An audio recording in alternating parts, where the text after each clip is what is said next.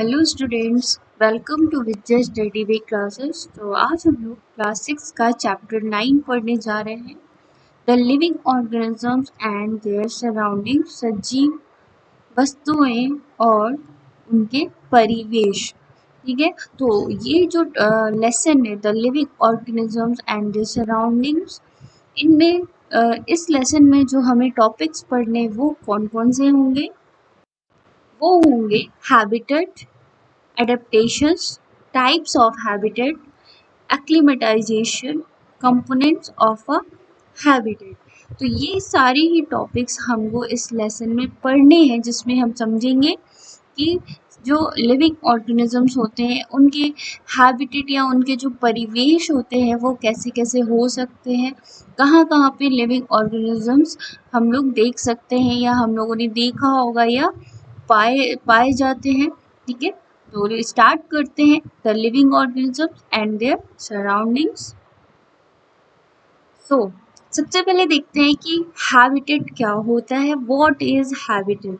The surrounding where an organism lives, where it can find food, shelter and a favorable condition for breeding is known as its habitat। तो habitat जो होता है वो हमारा जो परिवेश होता है, जहाँ पे हम रह रहे होते हैं, जिस जगह पे हम रह रहे होते हैं, जिस जगह पे हम सरवाइव कर रहे होते हैं, जहाँ से हमको खाना मिलता है। फॉर एग्जाम्पल, हम किसी शहर में रह रहे होते हैं या गांव में रह रहे होते हैं, वहाँ पे हम अपना जीवन यापन करते हैं और उस पर्टिकुलर जगह से हमको खाना मिलता है, घर मिलता है और वो सारी चीज़ें, हमारी ज़रूरत की चीज़ें हमको मिलती हैं। तो वो जो सराउंडिंग होता है उसको बोलते हैं हैबिटेट। क्या बोलते हैं? हैबिटेट बोलते हैं। तो आई थिंक आप लोगों को हैबिटेट जो है वो समझ में आ गया होगा कि किसी भी लिविंग ऑर्गेनिज्म का, ठीक है, चाहे वो हम ह्यूमन बींग्स हो या फिर एनिमल हो, ठीक है, ये उस वो जो जहाँ पे रह रहा होता है उस पर्टिकुलर प्लेस को, जगह को क्या बोलते हैं? हैबिटेट बोलते हैं। और उस पर्टिकुलर प्लेस से उस लिविंग ऑर्गेनिज्म को खाना, कपड़ा, मकान, ठीक है, और भी बहुत सारी चीज़ें जो ज़रूरत की होती है वो सब उसको मिलती हैं। तो उस पर्टिकुलर प्लेस को बोलते हैं हैबिटेट। नाउ अब हम बात करते हैं एडेप्टेशंस की। The ability of living organism to adjust themselves to the surroundings is called as adaptation. So habitat के बाद एडेप्टेशन एक टर्म आता है जो कि हमें समझना जरूरी होता है। तो एडेप्टेशन क्या होता है? एडेप्टेशन किसी भी लिविंग ऑर्गेनिज्म की ऐसी एबिलिटी होती है, ऐसी क्षमता होती है जिसकी वजह से वो अपने सराउंडिंग्स में, ठीक है, जैसा उसको माहौल मिलता है उसमें खुद को ढाल लेता है या उसमें खुद को एडजस्ट करता है।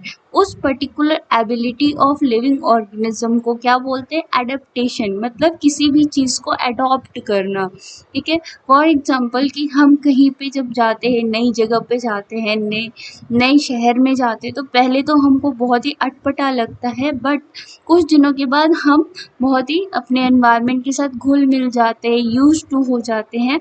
तो हर एक लिविंग ऑर्गेनिज्म में एक ऐसी एबिलिटी होती है जिसकी वजह से वो अपने सराउंडिंग में या किसी भी सराउंडिंग में क्या करते हैं? खुद को एडजस्ट कर लेते हैं और इस एबिलिटी को बोला जाता है adaptation. Adaptations are the changes in structure or behavior of an organism that will allow the organism to survive in that habitat। तो adaptation की जो प्रॉपर्टी होती है उसमें लिविंग ऑर्गेनिज्म जो है वो अपने बिहेवियर को, अपने स्ट्रक्चर को चेंज करता है। क्यों चेंज करता है? बिकॉज वो उस सराउंडिंग के अकॉर्डिंग या उस हैबिटेट में, जहाँ वो माहौल में, जिस माहौल में गया है उसके अकॉर्डिंग वो खुद को चेंज करना चाहता है, खुद को एडजस्ट करना चाहता है और उसकी वजह से वो उस पर्टिकुलर हैबिटेट में या पर्टिकुलर सराउंडिंग में सरवाइव कर सकता है। तो इस एबिलिटी ऑफ लिविंग ऑर्गेनिज्म को क्या बोलते हैं? एडेप्टेशन बोलते हैं, जिसकी वजह से जो लिविंग ऑर्गेनिज्म जो होते हैं वो खुद को किसी भी एक पर्टिकुलर हैबिटेट में या सराउंडिंग में खुद को उसके अकॉर्डिंग ढाल लेते हैं और इस एबिलिटी को क्या कहा जाता है? एडेप्टेशन। क्या कहा जाता है? Adaptation. Now types of habitat. तो हैबिटेट तो हम लोगों ने समझ लिया कि हैबिटेट होता क्या है, ठीक है। अब यहाँ पे टू टाइप्स ऑफ हैबिटेट है। एक तो होता है टेरेस्टेरियल हैबिटेट और दूसरा होता है एक्वेटिक हैबिटेट। तो जैसा कि मैंने बताया, हैबिटेट एक पर्टिकुलर जगह होती है जहाँ पे लिविंग ऑर्गेनिज्म पाए जाते हैं, रहते हैं, अपना जीवन यापन करते हैं। तो लिविंग ऑर्गेनिजम्स जो होते हैं वो टू टाइप्स के होते हैं, terrestrial habitat and aquatic habitat. अब इन दोनों को ही हम वन बाय वन समझेंगे with example. So, terrestrial habitat. It refers to the land where all plants and animals survive. Animals and plants which live on land are called terrestrial plants and terrestrial animals. तो terrestrial habitat का मतलब क्या होता है?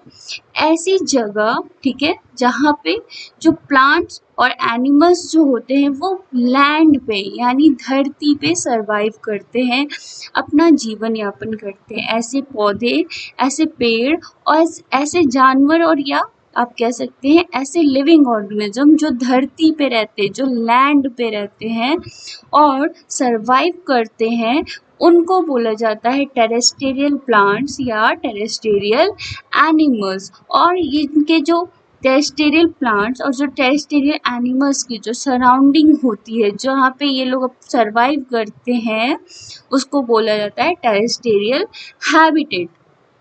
Terrestrial habitat के कुछ यहाँ पे एग्जांपल्स हैं। For example forest, desert, grasslands, mountains, polar regions. तो क्या फॉरेस्ट में लिविंग ऑर्गेनिजम्स होते हैं? होते हैं। डेजर्ट में भी होते हैं, ग्रासलैंड्स में भी होते हैं, माउंटेन्स में भी होते हैं, पोलर रीजन्स में भी होते हैं। और ये जो फॉरेस्ट, डेजर्ट और ये जो ग्रासलैंड, माउंटेन, पोलर रीजन्स है, ये क्या है? हमारे टेरेस्टेरियल हैबिटेट है। और यहाँ पे terrestrial plants and terrestrial animals पाए जाते हैं। नाउ अब यहाँ पे कुछ ऐसे एग्जांपल्स हैं टेरेस्टेरियल हैबिटेट के, जो कि आप लोग देख सकते हैं।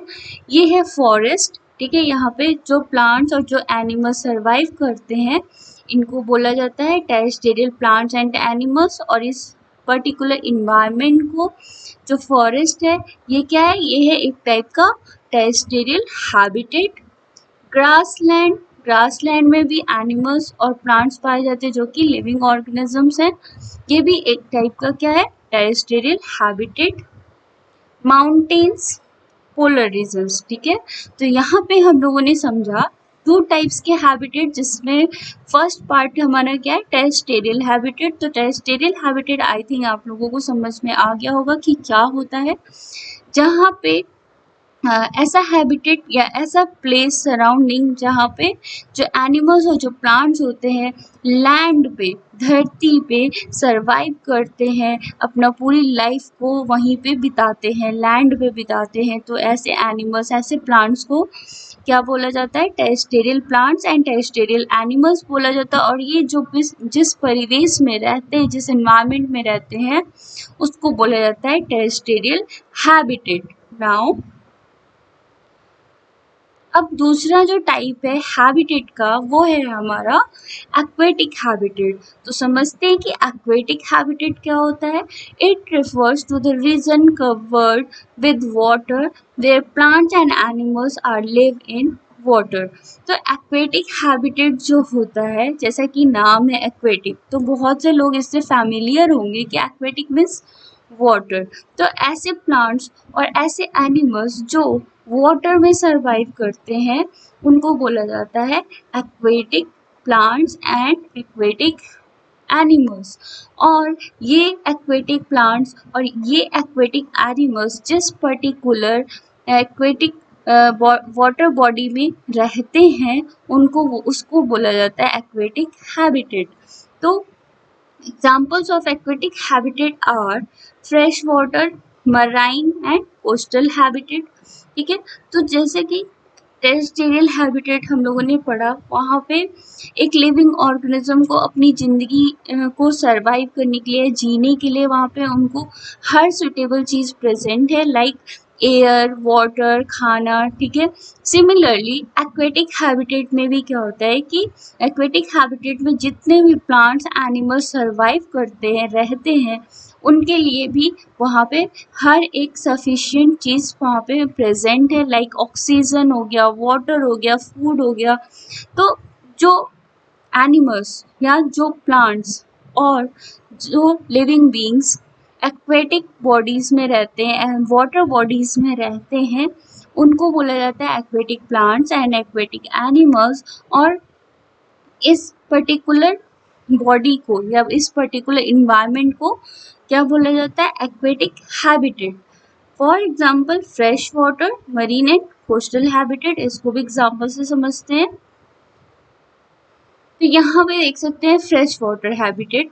फ्रेश वाटर हैबिटेट में भी बहुत से प्लांट्स, एनिमल्स होते हैं जो अपना यहाँ पे सरवाइव करते हैं, थ्रू आउट द लाइफ यहाँ रहते हैं, और हर एक जो चीज़ जो इनको जीने के लिए या अपनी ज़िंदगी के लिए चाहिए वो यहाँ पे प्रेजेंट होता है। सिमिलरली मराइन हैबिटेट में डिफरेंट टाइप्स के स्पीसीज पाए जाते हैं एनिमल्स के, ठीक है, और प्लांट्स भी, और ये लोग यहाँ सरवाइव करते हैं। तो इनका जो हैबिटेट हो गया वो हो गया marine habitat.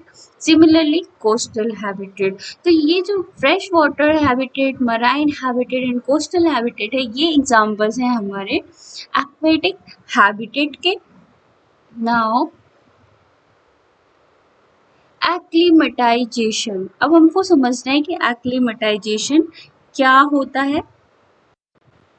So एक्लीमेटाइजेशन I think यहाँ पे बहुत सारे लोगों के लिए बहुत ही एक नया टर्म होगा, बट ये जितना टफ बोलने में टर्म लगता है उतना ही इसका मीनिंग जो है वो इजी है। समझते हैं कि एक्लीमेटाइजेशन क्या होता है।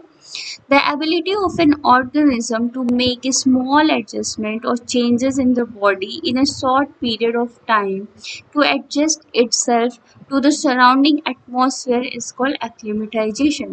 तो acclimatization जो होता है वो भी एक टाइप का एबिलिटी होता है, जस्ट लाइक अडेप्टेशन।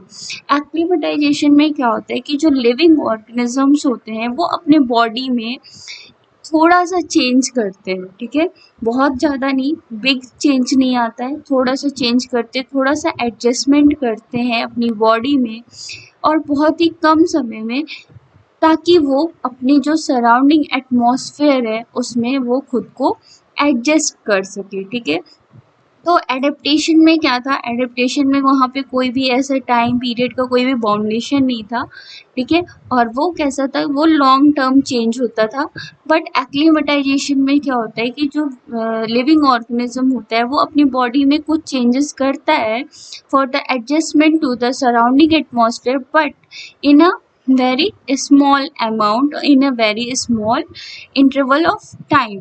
तो एक्लीमेटाइजेशन जो है वो भी एक टाइप का लिविंग ऑर्गेनिज्म का एबिलिटी है, क्षमता है, जिसकी वजह से वो अपने सराउंडिंग और एटमॉस्फेयर में अपने जो माहौल है, जो परिवेश है, उसमें खुद को ढालने के लिए वो अपनी बॉडी में स्मॉल चेंजेस करता है, थोड़े से कम चेंजेस करता है। तो एक्लीमेटाइजेशन भी एडेप्टेशन की तरह ही है, बट एक्लीमेटाइजेशन में क्या होता है कि यहाँ पे जो ऑर्गेनिज्म अपनी बॉडी में चेंजेस करते हैं वो बहुत ही कम समय के लिए करते हैं, ठीक है।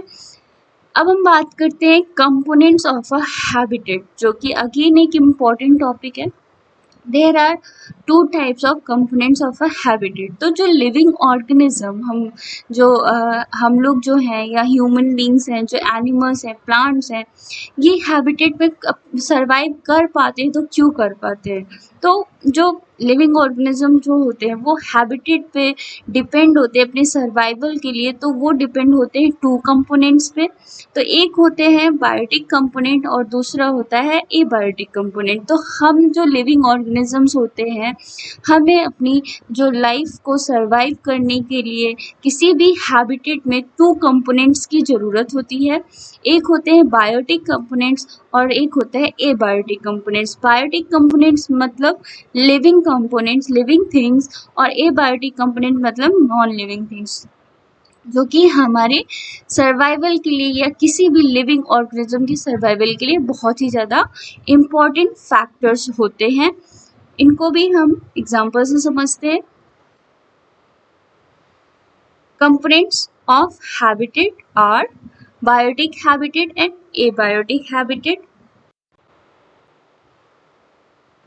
Now अब हम देखेंगे कि वो बायोटिक फैक्टर्स और एबायोटिक फैक्टर्स क्या होते हैं जिन पे हम अपने सर्वाइवल के लिए डिपेंड होते हैं।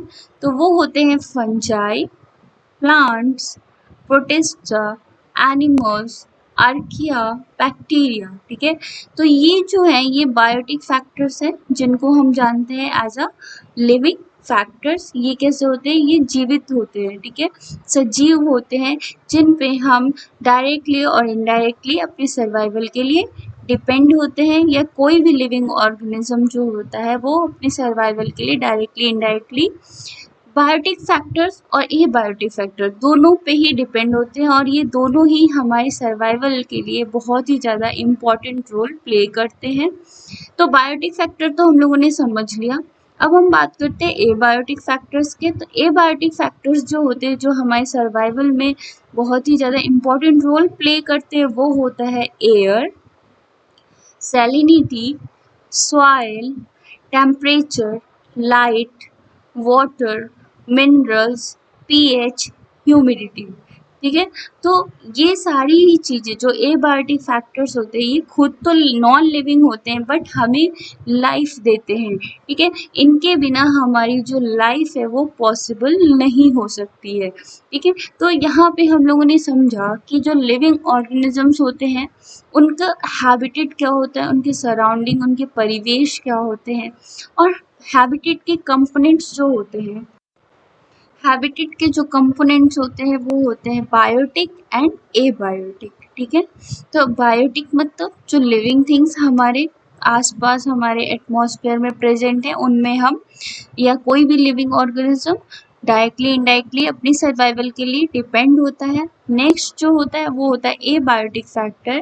ये होते तो नॉन लिविंग है बट हमको लाइफ देते हैं, हमको ज़िंदगी देते हैं, या हम इन पे डिपेंड होते हैं अपनी लाइफ के लिए, अपने सर्वाइवल के लिए। तो यहाँ पे इस लेसन में हम लोगों ने समझा living organisms and their surroundings की कैसे कैसे हैबिटेट हो सकते हैं, कैसे कैसे जो लिविंग ऑर्गेनिज्म होते हैं वो कहाँ कहाँ पे पाए जा सकते हैं। तो इतना था हमारा living organisms and their surroundings के बारे में। आई होप आप लोगों को समझ में आ गया होगा। So if you are new, subscribe my channel. Also do like, share and comment. Thanks for watching.